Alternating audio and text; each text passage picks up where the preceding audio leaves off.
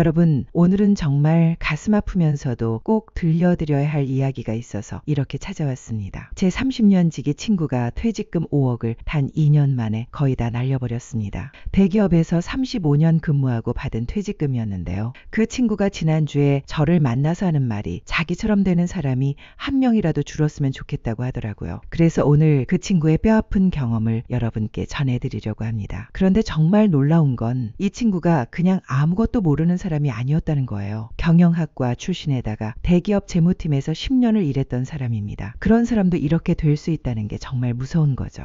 잠깐 영상 시작하기 전에 제 채널이 처음이신 분들은 구독과 좋아요 한 번씩 눌러주시면 정말 감사하겠습니다. 여러분의 작은 관심이 저에게는 큰 힘이 됩니다. 자, 이제 본격적으로 그 친구가 저에게 눈물을 글썽이며 말해준 3가지를 하나씩 풀어서 이야기해드리겠습니다. 첫 번째 실수, 지인 소개 투자. 여러분, 제 친구가 가장 먼저 꺼낸 이야기가 뭐였는지 아세요? 바로 지인 소개로 시작한 투자였습니다. 퇴직하고 나서 한 달쯤 지났을 때였대요. 교회에서 10년 넘게 알고 지낸 집사님이 찾아왔다고 합니다. 그분도 은퇴한 지 5년 정도 되신 분이었는데 정말 진심 어린 표정으로 이렇게 말했대요. 자기가 3년 전부터 하고 있는 투자가 있는데 매달 수익이 꾸준히 나오고 있다고. 원금도 절대 안 깎이고 월 3에서 4% 정도 수익이 나온다고 하더래요. 여러분, 월 3에서 4%면 얼마인지 아세요? 1억 투자하면 한 달에 300에서 400만 원 입니다. 은행 이자가 연삼에서 4%인 시대에 월 3에서 4%라니 정말 솔깃하지 않겠어요? 그런데 더 믿음이 갔던 건 그 집사님이 실제로 통장에 찍힌 입금 내역을 보여줬다는 거예요. 정말로 매달 날짜 맞춰서 수익금이 들어오고 있더래요. 게다가 그분이 하는 말이 자기도 처음엔 의심했는데 3년째 문제없이 잘 받고 있다고. 그래서 이제는 온 가족이 다 하고 있다고 하더래요. 제 친구는 그래도 조심스러워서 처음엔 5천만 원만 넣었대요. 그런데 정말로 첫 달에 150만 원이 딱 들어오더래요. 두 번째 달에도 어김없이 들어왔고요. 세 번째 달까지 받고 나니까 완전히 믿음이 생겼다고 합니다. 그래서 결국 2억을 추가로 넣었대요. 아내한테는 1억만 넣었다고 거짓말까지 하면서요. 왜냐하면 아내가 너무 보수적이라 반대할 게 뻔했거든요. 그렇게 6개월이 지났습니다. 매달 750만 원씩 꼬박꼬박 들어왔어요. 친구는 이제 완전히 안심하고 은퇴 생활을 즐기기 시작했죠. 매달 750만 원이면 충분히 여유로운 생활이 가능하니까요. 그런데 7개월째 되던 날 갑자기 입금이 안 되더래요. 전화를 해보니 일시적인 전산 문제라고 하면서 다음 주에는 정상화된다고 하더래요. 그런데 다음 주가 되어도 그 다음 주가 되어도 입금이 없었습니다. 결국 사무실로 직접 찾아갔는데 이미 사무실은 텅 비어 있었대요. 경찰에 신고했지만 이미 때는 늦었죠. 알고 보니 전형적인 폰지 사기였던 겁니다. 새로 들어온 사람 돈으로 기존 사람들한테 수익을 주는 방식이었던 거죠. 더 충격적인 건 그 교회 집사님도 피해자였다는 거예요. 그분은 정말로 3년 동안 수익을 받았기 때문에 진짜인 줄 알았던 거죠. 결국 그분도 추가로 넣은 돈을 다 날리고 집까지 팔아야 하는 상황이 됐다고 합니다. 여러분, 여기서 우리가 꼭 기억해야 할 게 있습니다. 아무리 가까운 사람이 소개해줘도 그 사람이 나쁜 의도가 없어도 함께 피해를 볼 수 있다는 거예요. 투자는 절대로 남의 말만 듣고 하면 안 됩니다. 특히 수익률이 너무 좋으면 일단 의심부터 해야 합니다. 은행 금리가 연삼에서 4%인데 월 3에서 4%를 준다. 이건 상식적으로 말이 안 되는 거예요. 그런 수익을 낼 수 있는 사업이 있다면 왜 남의 돈을 빌려서 하겠어요? 은행에서 연호에서 6%의 대출 받아서 하면 되는데 말이죠. 두 번째 실수. 핫한 테마 추격 투자. 자, 이제 두 번째 이야기로 넘어가겠습니다. 첫 번째 투자에서 2억 5천을 날린 제 친구. 그래도 아직 2억 5천이 남아 있었어요. 이번엔 정말 신중하게 하겠다고 다짐했죠. 사기는 절대 안 당하겠다고요. 그래서 선택한 게 주식이었습니다. 주식은 그래도 공식적인 시장이니까 사기는 아니잖아요. 문제는 어떤 주식을 사느냐였죠. 그때가 2021년 말이었는데요. 여러분 기억하세요? 그때 뭐가 제일 핫했는지. 네, 맞습니다. 전기차 배터리, 메타버스 이런 것들이었죠. 특히 전기차 관련주들은 정말 미친 듯이 올랐어요. 친구가 증권사 세미나에 갔는데 강사가 이렇게 말하더래요. 지금이 전기차 시대의 시작점이라고. 10년 후에는 도로의 80%가 전기차일 거라고. 지금 투자 안 하면 평생 후회할 거라고. 게다가 실제로 주변에서 전기차 관련주로 돈 번 사람들 이야기가 넘쳐났어요. 친구 동생은 어떤 배터리 회사 주식으로 6개월 만에 3배를 벌었대요. 아파트 경비 아저씨도 전기차 충전 관련주로 차를 바꿨다는 이야기까지 들렸고요. 친구는 FOMO, 그러니까 나만 뒤처지는 것 같은 두려움에 사로잡혔어요. 남들 다 돈 버는데 나만 못 버는 것 같은 그런 느낌 있잖아요. 그래서 2022년 1월에 전기차 관련주 3개, 배터리 관련주 2개, 메타버스 관련주 2개에 분산 투자했대요. 총 2억을 넣었죠. 나머지 5천만 원은 혹시 모르니까 남겨뒀고요. 처음 한 달은 좋았어요. 10% 정도 올랐거든요. 2천만 원 번 거죠. 친구는 이제 곧 억 단위로 벌 거라고 신이 났대요. 그런데 2월부터 조금씩 빠지기 시작하더니 3월에는 본격적으로 무너지기 시작했어요. 러시아 우크라이나 전쟁이 터지고 미국이 금리를 올리기 시작하면서 성장주들이 폭락하기 시작한 거죠. 친구는 일시적인 조정이라고 생각했어요. 유튜브에서도 증권방송에서도 다들 그렇게 말했거든요. 오히려 추가 매수 기회라고요. 그래서 남은 5천만 원마저 추가 매수에 사용했습니다. 하지만 주가는 계속 떨어졌어요. 6개월 만에 마이너스 40%, 1년 만에 마이너스 60%가 됐죠. 메타버스 관련주 하나는 마이너스 80%까지 떨어졌어요. 친구가 가장 후회하는 건 왜 그때 핫한 것만 쫓아갔냐는 거예요. 전기차가 미래 산업인 건 맞지만 이미 주가에는 그 미래 가치가 다 반영되어 있었던 거죠. 오히려 과도하게 반영되어 있었고요. 여러분, 주식 투자할 때 가장 위험한 게 뭔지 아세요? 남들이 다 좋다고 할 때 사는 거예요. 이미 다 오를 만큼 오른 다음에 사는 거죠. 워런 버핏이 뭐라고 했는지 아세요? 남들이 욕심낼 때 두려워하고 남들이 두려워할 때 욕심내라고 했어요. 근데 우리는 정반대로 하죠. 남들이 욕심낼 때 같이 욕심내고 남들이 두려워할 때 같이 두려워해요. 특히 은퇴 자금으로 투자할 때는 더더욱 조심해야 해요. 유행 따라가면 안 됩니다. 핫한 테마는 이미 너무 뜨거워서 곧 식을 가능성이 높아요. 친구가 이렇게 말하더라고요. 만약 그때 그 돈으로 평범한 은행주나 통신주를 샀다면 적어도 배당금이라도 받으면서 버텼을 텐데 하고요. 실제로 그 기간 동안 은행주는 오히려 올랐거든요. 세 번째 실수, 만회하려는 레버리지 투자. 자, 이제 마지막 세 번째 이야기입니다. 이게 정말 가장 치명적이었어요. 5억 중에 4억 5천을 날린 친구. 남은 건 5천만 원 뿐이었어요. 그런데 이상한 심리가 생기더래요. 어차피 5천만 원 가지고는 은퇴 생활이 불가능하니까 차라리 이걸로 한 번 더 도전해서 만회하자는 생각이 든 거예요. 도박하는 사람들이 잃으면 잃을수록 더 큰 돈을 거는 것과 같은 심리죠. 이걸 심리학에서는 손실 회피 편향이라고 하는데 잃은 걸 만회하려다가 더 큰 손실을 보는 거예요. 친구가 찾은 방법은 선물 거래였어요. 그것도 레버리지를 쓰는 거였죠. 레버리지라는 게 뭐냐면 쉽게 말해서 내 돈의 몇 배를 빌려서 투자하는 거예요. 예를 들어 10배 레버리지를 쓰면 1천만 원으로 1억 원어치 투자를 할 수 있는 거죠. 물론 수익도 10배가 되지만 손실도 10배가 됩니다. 10% 떨어지면 내 돈이 다 날아가는 거죠. 친구가 어디서 들었는지 비트코인 선물 거래를 시작했어요. 처음엔 2배 레버리지로 조심스럽게 시작했대요. 운 좋게도 첫 주에 20%를 벌었어요. 5천만 원이 6천만 원이 된 거죠. 신이 난 친구는 레버리지를 5배로 올렸어요. 이번엔 하루 만에 30%를 벌었대요. 6천만 원이 거의 8천만 원이 됐죠. 여러분, 여기서 멈췄어야 했어요. 그런데 인간의 욕심이라는 게 그렇게 간단하지 않죠. 친구는 이런 생각을 했대요. 이 속도라면 한 달이면 5억을 회복할 수 있겠다고. 그래서 레버리지를 10배로 올렸어요. 그리고 그때 하필이면 비트코인이 하루 만에 15% 폭락했습니다. 10배 레버리지에서 15% 떨어지면 어떻게 될까요? 네, 맞습니다. 150% 손실이에요. 내 돈을 다 잃고도 50%를 더 물어야 하는 상황이 된 거죠. 다행히 강제 청산 시스템이 있어서 추가 손실은 막았지만 8천만 원은 하루 만에 0원이 됐습니다. 친구가 그때를 회상하면서 이렇게 말하더라고요. 컴퓨터 화면에 강제 청산이라는 글자가 떴을 때 정말 심장이 멈추는 줄 알았다고.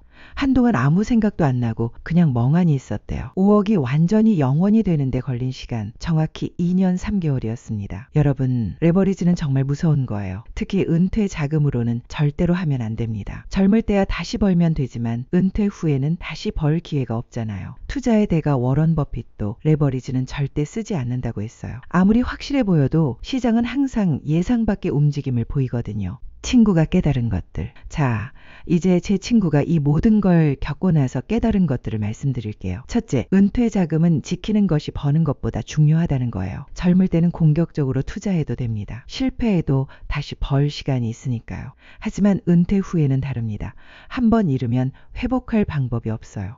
둘째, 분산 투자의 진짜 의미를 알게 됐대요. 친구는 자기가 분산 투자한다고 생각했는데 결국 다 비슷한 테마에 투자한 거였어요. 진짜 분산 투자는 서로 다른 자산에 서로 다른 시기에 서로 다른 방법으로 하는 거죠. 셋째, 자신의 투자 성향을 정확히 알아야 한다는 거예요. 친구는 자기가 안정적인 성향인 줄 알았는데 막상 돈을 잃기 시작하니까 도박사가 되더래요. 평소에는 몰랐던 자신의 모습을 발견한 거죠. 넷째, 전문가 흉내 내지 말라는 거예요. 유튜브 보고 책 몇 권 읽고 세미나 몇 번 가면 전문가가 된 것 같은 착각에 빠져요. 하지만 진짜 전문가들도 시장을 예측하지 못하는데 우리가 어떻게 하겠어요? 다섯째, 가장 중요한 건 가족과의 소통이래요. 친구가 가장 후회하는 게 아내한테 숨기고 투자했다는 거예요. 만약 처음부터 아내와 상의했다면 적어도 이렇게까지 되진 않았을 거라고요. 그럼 어떻게 해야 할까요? 여러분, 그럼 은퇴 자금은 어떻게 운용해야 할까요? 제 친구의 경험과 여러 전문가들의 조언을 종합해서 말씀드리겠습니다. 첫째, 생활비 2년치는 무조건 안전자산에 둬야 해요. 정기예금이나 국공채 같은 거요. 이건 절대 건드리면 안 되는 돈입니다. 왜 2년치냐면 투자한 돈이 일시적으로 손실을 봤을 때 회복될 시간을 주기 위해서요. 둘째, 나머지 자금의 50% 이상은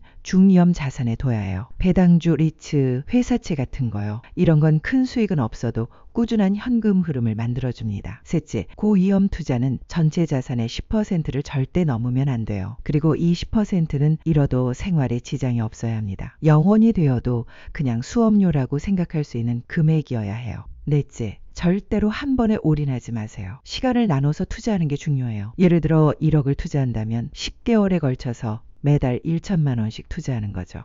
다섯째, 투자 일기를 쓰세요. 왜 이 투자를 했는지, 목표 수익률은 얼마인지, 언제 팔 건지를 미리 적어두는 거예요. 감정적인 결정을 막을 수 있습니다. 여섯째, 정기적으로 리밸런싱 하세요. 예를 들어 주식이 너무 많이 올라서 비중이 커졌다면 일부를 팔아서 안전자산 비중을 늘리는 거죠.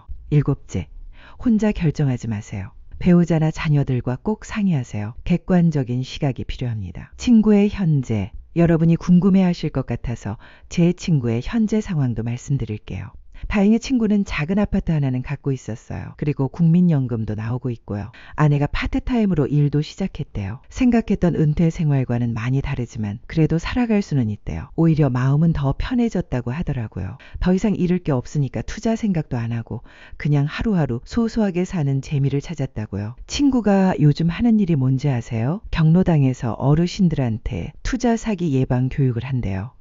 자기 같은 사람이 더 이상 나오지 않았으면 좋겠다면서요. 그리고 이런 말도 하더라고요. 돈을 잃은 건 아프지만 덕분에 정말 중요한 게 뭔지 알게 됐다고. 건강하고 가족이 있고 하루 세 끼 먹을 수 있는 것만으로도 감사하다는 걸 깨달았다고요. 마지막으로 꼭 기억하세요. 여러분, 오늘 제가 들려드린 이야기는 특별한 사람의 이야기가 아니에요. 우리 주변에서 너무나 흔하게 일어나는 일입니다. 은퇴 후 투자로 실패하는 분들의 공통점이 뭔지 아세요? 다들 나는 바르다고 생각했다는 거예요. 나는 똑똑하니까, 나는 신중하니까, 나는 경험이 있으니까 안 당할 거라고 생각했대요.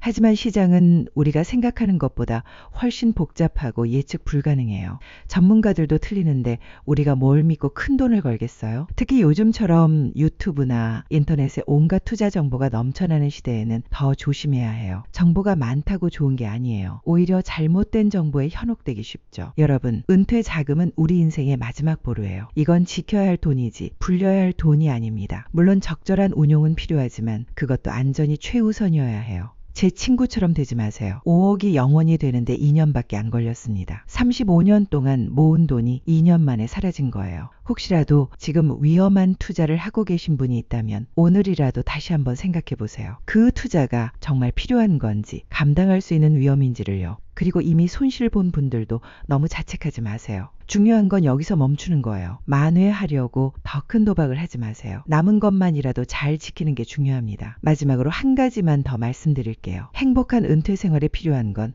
큰 돈이 아니에요. 건강과 가족, 그리고 소소한 일상의 즐거움이면 충분합니다. 돈은 그런 것들을 조금 더 편하게 즐기게 해주는 도구일 뿐이에요. 제 친구도 이제는 그걸 알게 됐대요. 5억을 잃고 나서야 알게 된 거죠. 여러분은 그런 아픈 수업료를 내지 않고도 깨달으셨으면 좋겠습니다. 투자보다 중요한 건 건강관리예요. 아무리 돈이 많아도 건강을 잃으면 소용없잖아요. 그리고 가족과의 시간, 친구들과의 만남, 취미생활 이런 것들이 진짜 행복을 주는 거예요. 여러분, 우리 나이에는 더 이상 증명할 게 없어요. 누구에게 보여주려고 무리한 투자할 필요도 없고요. 그냥 우리가 가진 것에 감사하며 남은 인생을 평화롭게 살아가는 게 최고의 투자 아닐까요? 오늘 영상을 보며 여러분은 어떤 생각이 드셨나요? 여러분의 경험과 생각을 댓글로 나눠주세요. 여러분의 이야기가 누군가에게 큰 위로와 깨달음이 될 것입니다. 오늘 영상이 도움이 되셨다면 소중한 분들께 공유해 주시고 구독과 좋아요로 저를 응원해 주세요. 여러분과의 소중한 연결이 저에게 큰 힘이 됩니다. 오늘도 행복한 하루 되세요. 이상으로 나의 마음 노트였습니다. 추가로 꼭 당부드리고 싶은 말씀. 영상 끝내기 전에 정말 중요한 것 몇 가지만 더 말씀드리고 싶어서 조금 더 이야기하겠습니다. 요즘 제 친구 같은 사례가 정말 많이 늘고 있대요. 금융감독원 통계를 보니까 60대 이상 투자 사기 피해가 작년보다 40%나 늘었다고 하더라고요. 특히 은퇴자를 노린 사기가 기승을 부리고 있다고 합니다. 사기꾼들이 어떻게 접근하는지 아세요? 정말 교묘해요. 먼저 무료 재테크 강의로 시작해요. 공짜라니까 부담 없이 가죠. 거기서 막 겁을 줍니다. 지금 투자 안 하면 노후 파산이라고. 그러면서 자기들만 아는 특별한 투자처가 있다고 하죠. 또 요즘은 가짜 투자 앱도 많아요. 진짜 증권사 앱이랑 똑같이 만들어서 속이는 거예요. 수익이 나는 것처럼 보이지만 다 가짜예요. 출금하려고 하면 갑자기 먹통이 되죠. 그리고 최근에는 AI니 메타버스니 하는 신기술을 내세운 사기도 많아요. 어르신들이 잘 모르는 분야라 더 속기 쉽죠. 복잡하게 설명하면서 지금 투자하면 10배, 100배 번다고 현혹시켜요. 여러분 이런 것들 조심하세요. 특히 이런 경우는 100% 사기예요. 원금 보장하면서 높은 수익을 약속하는 경우 이건 불가능해요. 높은 수익에는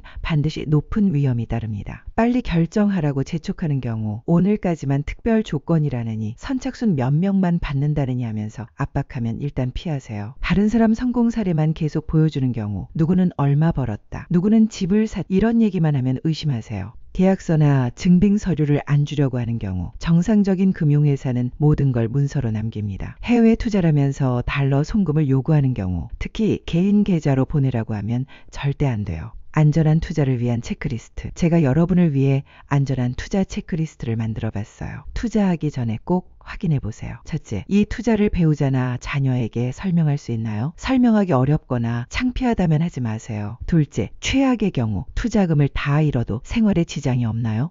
조금이라도 불안하다면 금액을 줄이세요. 셋째, 투자회사가 금융감독원에 정식 등록되어 있나요? 홈페이지에서 꼭 확인하세요. 넷째, 수익률이 시중금리의 3배를 넘나요? 그럼 일단 의심부터 하세요. 다섯째, 내가 이해할 수 없는 복잡한 구조인가요? 이해 안 되는 건 투자하지 마세요. 여섯째, 남들이 다 한다는 이유로 하는 건가요? 그럼 이미 늦었을 가능성이 커요. 일곱째, 감정적으로 흥분된 상태에서 결정하려고 하나요? 하루 이틀 더 생각해 보세요. 여덟째, 투자 권유자가 친한 사람인가요? 친한 사람일수록 더 객관적으로 판단해야 해요. 아홉째, 레버리지나 대출을 사용하나요? 은퇴자는 절대 빚내서 투자하면 안 돼요. 열째, 출구 전략이 있나요? 언제 어떻게 투자금을 회수할지 미리 계획이 있어야 해요. 이 중에서 하나라도 걸리는 게 있다면 투자를 다시 생각해 보세요. 진짜 부자들의 투자법. 여러분, 제가 은행에서 일하는 후배한테 들은 이야기인데요. 진짜 부자들이 어떻게 투자하는지 아세요? 정말 의외더라고요. 큰 부자들일수록 보수적으로 투자한대요.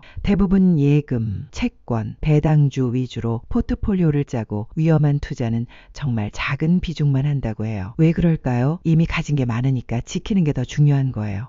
10억 가진 사람이 10% 수익 내면 1억이지만 10% 잃어도 1억이잖아요. 차라리 안전하게 5%만 벌어도 5천만 원이니까 충분한 거죠. 반면에 돈이 별로 없는 사람들일수록 한 방을 노려요. 1천만 원으로 10배 벌어서 1억 만들겠다고 하죠. 그런데 그러다가 1천만 원마저 잃는 경우가 대부분이에요. 우리도 이제는 부자들처럼 생각해야 해요. 은퇴했다는 건 이미 어느 정도 자산을 모았다는 거잖아요. 이제는 그걸 지키면서 안정적으로 운용하는 게 목표가 되어야 해요. 희망적인 이야기. 그런데 여러분 너무 겁먹지는 마세요. 제대로만 하면 투자는 분명 도움이 됩니다. 제 이웃집 할아버지 이야기를 하나 해드릴게요. 이분은 은퇴하고 정말 단순한 방법으로 투자하세요. 매달 국민연금 받으시는 돈의 일부를 꾸준히 적립식으로 투자하세요. 주식도 삼성전자, SK텔레콤 같은 대형주만 조금씩 사 모으시고요. 10년째 그렇게 하고 계신데 수익률이 연 7% 정도 된대요. 대박은 아니지만 물가 상승률 수익률보다는 높으니까 만족하신다고 하더라고요. 무엇보다 마음이 편하대요. 뉴스에서 주가 폭락했다고 난리 나도 본인은 어차피 10년은 볼 돈인데 뭐 하시면서 태어나세요. 이분이 하시는 말씀이 투자는 정원 가꾸기와 같다고 하더라고요. 매일 들여다보면서 조급해하면 오히려 망친대요. 그냥 때 되면 물 주고 가끔 가지치기 하고 기다리면 언젠가는 꽃이 핀다고요. 가족들에게 하고 싶은 말. 여러분, 혹시 이 영상을 보는 분들 중에 부모님이 은퇴하신 자녀분들도 계실 거예요. 부모님이 이상한 투자 안 하시는지 관심 가져주세요. 특히 갑자기 큰 돈을 어디 넣으려고 하시면 꼭 한 번 더 확인해 드리세요. 그런데 무작정 반대만 하면 안 돼요. 부모님들도 나름의 계획과 생각이 있으신 거니까요. 대신 함께 알아보고 더 안전한 방법을 찾아드리는 게 좋아요. 그리고 부모님 세대는 금융 정보를 얻을 곳이 별로 없어요. 인터넷 검색도 어려워하시고 영어로 된 자료는 더더욱 못 보시죠. 그러니까 자녀들이 도와드려야 해요. 한 가지 더, 부모님이 투자 실패하셨다고 해서 너무 비난하지 마세요. 이미 충분히 후회하고 계실 거예요. 위로하고 함께 해결책을 찾는 게 중요해요. 진짜 마지막 당부. 여러분, 오늘 제가 이렇게 긴 이야기를 한 이유는 단 하나예요. 여러분의 소중한 노후 자금을 지켜드리고 싶어서예요. 그 돈은 여러분이 평생 피땀 흘려 모은 돈이잖아요. 새벽같이 일어나 출근하고 야근하고 회식 참고 상사 눈치 보고 그렇게 30년, 40년 일해서 모은 돈이에요. 그런 돈을 한순간의 욕심으로 혹은 잘못된 판단으로 날려버리는 건 너무 억울한 일이에요. 제 친구도 그래요. 35년 동안 하루도 빠지지 않고 출근했대요. 아파도 참고 힘들어도 참고 가족들한테 미안해하면서도 회사 일을 우선시했죠. 그렇게 모은 5억을 2년 만에 다 잃었어요. 친구가 가장 후회하는 게 뭔지 아세요? 그 돈으로 가족들과 여행이라도 다녀올 걸, 맛있는 거라도 실컷 사 먹을 걸 그러더라고요. 여러분, 돈은 수단이지 목적이 아니에요. 돈을 벌고 모으는 이유는 결국 잘 쓰기 위해서잖아요. 행복하게 살기 위해서고요. 그런데 그 돈을 지키려다가 불리려다가 오히려 다 잃어버린다면 그것처럼 허무한 일이 어디 있겠어요. 차라리 그 돈으로 매달 조금씩 쓰면서 행복하게 사는 게 낫지 않을까요? 손주들 용돈도 주고 맛있는 것도 먹고 여행도 다니고 그러면서 사는 게 진짜 성공한 노후 아닐까요? 투자는 그런 삶을 조금 더 윤택하게 만들어주는 보조수단이어야지 인생을 걸고 하는 도박이 되어서는 안 됩니다. 오늘 영상을 보며 여러분은 어떤 생각이 드셨나요? 여러분의 경험과 생각을 댓글로 나눠주세요. 여러분의 이야기가 누군가에게 큰 위로와 깨달음이 될 것입니다. 오늘 영상이 도움이 되셨다면 소중한 분들께 공유해 주시고 구독과 좋아요로 저를 응원해 주세요. 여러분과의 소중한 연결이 저에게 큰 힘이 됩니다. 오늘도 행복한 하루 되세요. 이상으로 나의 마음 노트였습니다.